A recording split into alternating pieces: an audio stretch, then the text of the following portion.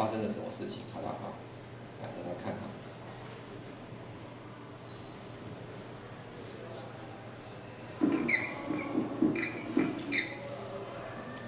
Our story begins 20 years ago. Boris Yeltsin was sworn into office. Jay Leno replaced Johnny Carson on The Tonight Show. And cell phones were really, really big. It was August of 1991, and a 20-year-old computer science student named Linus Torvalds sat down at his computer in Helsinki to post what is now one of the most famous entries in computing history. Hello everybody out there, I'm doing a free operating system, just a hobby, won't be anything big and professional like GNU. It probably will never support anything other than AT hard disks, as that's all I have. A word of Linux open source project quickly spread around the globe, and developers from all over contributed their code. Linus named his OS kernel Linux, and chose a penguin as its mascot, after a little incident at the zoo. He soon made a very important decision that would shape Linux's future just as much as the technology. He chose the GPL license, created by a visionary named Richard Stallman. The Linux kernel, along with the GPL license and other GNU components, revolutionized the computing industry with a few very simple yet very important freedoms. The freedom to use the software for any purpose. The freedom to change the software to suit your needs. The freedom to share the software with your friends and neighbors, and the freedom to share the changes you make. These radical ideas fueled its spread around the world, and somewhat paradoxically, its rise from a hobbyist experiment to the foundation of a large and thriving commercial ecosystem. Companies built businesses around Linux. In 1999, Red Hat's stock tripled as it became the first Linux company to go public. That same year, IBM spent $1 billion to improve and advertise Linux.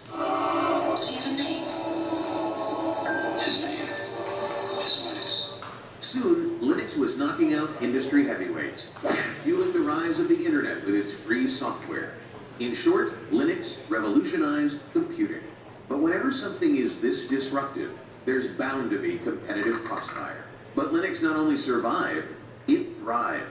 Today, the kernel development community numbers in the thousands, with hundreds of companies collaborating on Linux development. Every 3 months, another version of Linux is released. So, where is Linux today? Running in 75% of stock exchanges worldwide, and powering the servers that deliver Amazon, Facebook, Twitter, eBay, and Google. You use Linux literally every time you surf the internet. It's in your phone, in your TV, running 95% of supercomputers, and in many of the devices you use every day. Linux is everywhere. And the Helsinki-based programmer who started it all? He orchestrates this worldwide army of developers from his home office in Portland, Oregon, as a fellow at the Linux Foundation. As we celebrate 20 years of Linux, we can all see ourselves in its story. Thank you for being a part of it.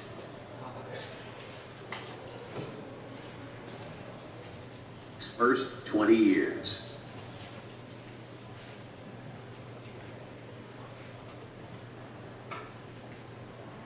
好，那刚刚啊，是不是一个影片介绍 Linux？ 其实 Linux 啊，它真的是在后面默默耕耘啊。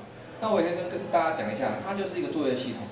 这个作业系统呢，其实就是它主宰整个电脑它的资源的分配，我们必须要一个好的作业系统，比如像 Windows 7或是 Windows 这个 XP 都是很不错的。可是我们里面的像这个手持装置里面，它里面的核心 kernel 我们就是用 Linux。其实我顺便跟大家讲一下啊，苹果，大家有用苹果的设备的话，你会发现苹果它也有一个骄傲啊，因为它里面的核心啊，它也是用 Linux-like 的东西。它叫做 BSD 所以呢，如果你今天用了苹果电脑，它还是可以，你可以进入它的底层它还是可以像 Linux 这样子来操作所以所以实际上这个 Linux 它影响我们其实非常非常多哦，包括像有些设备，比如说你先看到那个录影机或者说这里面有一些网络设备等等的，它里面就有一个小小的一个作业系统在里面来运作，一打开就可以来使用。那它已经20年了哈。那还有呢，就是这是一个统计的哈，因为它大概是每半年它会发表一次哈。那这个是在整个世界的这个排名500大的超级电脑，那使用 Linux 的比例高达91%啊，还有高达91%啊。那这个是超级电脑也是有这种趋势。那其实 Windows 也用的不错哈，像这边还有1个多%，以它为作业系统，然后来提供的这个服务啊。好，那这边呢，我有一个画面哈，我想这边都是一些小人物啊，可是我就说他是大英雄啊，因为没有他们大概我们的网络很难这么进步哈。我先请教一下，大家知道这个人是谁吗？这个络腮胡的这个，刚刚影片里面有提到了啊，差点要哈利路亚的那个 Richard Stallman 啊，就是他啊。Richard Stallman 他自称为叫自由软体之父自由软体基金会就是由他成立他这个人是一个有点像现代的堂吉诃德他很理想。他认为软体无价，大家要自由使用所以就是这位大师我记得他有来过淡江演讲他也来过学校演讲。那第二位呢？第二位是谁？比较看不太清楚，对不对？好，我告诉你，我的智慧型手机还有一个功能，这功能你想不到的它叫做 Goggle 我对着这个人头照一下，它可以马上去找照片，告诉我他是谁。OK，Goggle 在 Android 里面才有的在 Android 里面才有的软件Goggle。那他呢叫做 James Gosling 他就是 Java 之父Java 如果大家就是爪哇吧，我们以前的书都翻成叫爪哇那因为他自由开放的精神，他没有把它变成 patent 没有变成专利，不然他就早就发了。好像这2位大师当然还有一个 Linus Torvalds， 就是 Linus 核心的一个创始人他也是把这东西开放出来那还有几个牛头，这是叫 GNU 这个叫 Evolution， 就是在 Linux 上面的一个 Outlook 的软体都自由使用的那这叫 Perl 这个叫那个 OpenBSD 这个小恶魔它叫做 FreeBSD 都是我现在提到都是作业系统它是开放的企鹅没问题吧？刚刚不是全世界已经被企鹅占领了嘛？其实不是被微软占领了是被企鹅占领了那这个是 Java 没问题吧？那个叫做 Mozilla 它底下有一些计划，比如像火狐有没有？Mozilla 不是库斯啦不是库斯啦它是 Mozilla 那这么几个有看到吗？这个小图这是什么？这个 logo 是谁？Open Office 有看过吗？像海鸥那样子 Open Office 那这个是 X Window 它的 GDK 它的开发环境那杯子没有这些没有杯子这个方糖这个 GIP 它是一个在开放软体里面的类似像 Photoshop 这样的一个软体那这是小人物了那上半场我大概就介绍到就是把智慧型装置把它讲完那下面我再讲一点跟图书馆有关系的东西，就是阅读那这一场变成就是在讲3C 的新玩意好，那第一款的这个电子书 Amazon 在其实不久以前，对吧？在2007的11月19号，第一款有够贵，399元。现在来想很贵了对吧？很贵那它有键盘，它有键盘。那这个是这个 Digital Ink， 那是那时候这样的一个设备，在当时已经是非常吓人了但是呢，到了应该是2个礼拜前，对不对？不得了，刚才记得数字多少？399，对不对？今嘛嘞，79，就是点跳楼，对不对？还有 Touch 99，对不对？然后这个呢 ，Kindle Fire 是彩色的它是什么？199，OK， 199，差很多吧？差很多那这一些都是用 Android 的系统，Android 系统。那 Android 里面其实就是 Linux 的核心，我这样讲就很清楚了所以它可以那么便宜。但是如果它里面放的是某一个什么某别的牌子的作业系统的话，它可能就会卖贵一点可能会卖贵一点OK。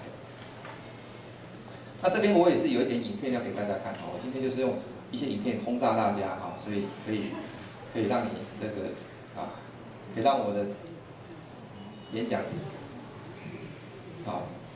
早点结束，OK。Introducing Kindle Fire, a Kindle for entertainment, web, games, reading, and more. Built on the idea that enjoying your content should be simple and easy, One Touch gives you instant access to Amazon's massive content library, including over 18 million movies, TV shows, songs, apps, magazines, and books. Your most recent content is always at your fingertips. Kindle Fire is fast, with a state-of-the-art dual-core processor, and features our all-new high-speed web browser, powered by Amazon's cloud technology. It's light enough to hold with just one hand, and small enough to carry everywhere. Read bestsellers, children's books, cookbooks, comics, and magazines, all in brilliant color. Choose from thousands of games and apps in the Amazon App Store. Watch new releases and your favorite TV shows. Discover new music in the MP3 store. Never worry about storage space. All of your Amazon content is automatically stored in the cloud, free. Amazon Prime members enjoy access to thousands of popular movies and TV shows. Kindle Fire arrives pre-registered to your Amazon.com account, so you're ready to go right out of the box. All the content and ultra-fast web browsing. Kindle Fire from Amazon. Introducing Kindle Touch and Kindle Touch 3G. Everything you love about Kindle, now with an easy-to-use touchscreen. It's incredibly light and compact, so you can take it with you wherever you go. Kindle Touch has the most advanced e-ink display. It reads just like real paper, with no glare, even in bright sunlight. With Kindle Touch and Kindle Touch 3G, you can download books in 60 seconds.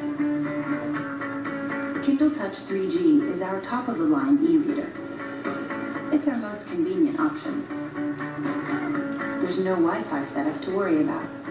Kindle Touch 3G uses the same wireless technology as a cell phone, but unlike cell phones, there's no monthly fee or annual contract. With wireless coverage in over 100 countries and territories, Kindle Touch 3G is a great option for travelers. You can carry up to 3,000 books on your Kindle Touch. And never worry about losing them because we automatically store your library in the cloud, free. You can choose from millions of books, magazines, and newspapers. Find bestsellers, Kindle singles, exclusive titles, and free classics. Over 800,000 books are $9.99 or less, with titles as low as 99 cents. Read reviews and sample first chapters free before you buy. And you can even borrow books from your public library and read them on your Kindle. Everything you love about Kindle at the tip of your fingers on the all-new Kindle Touch.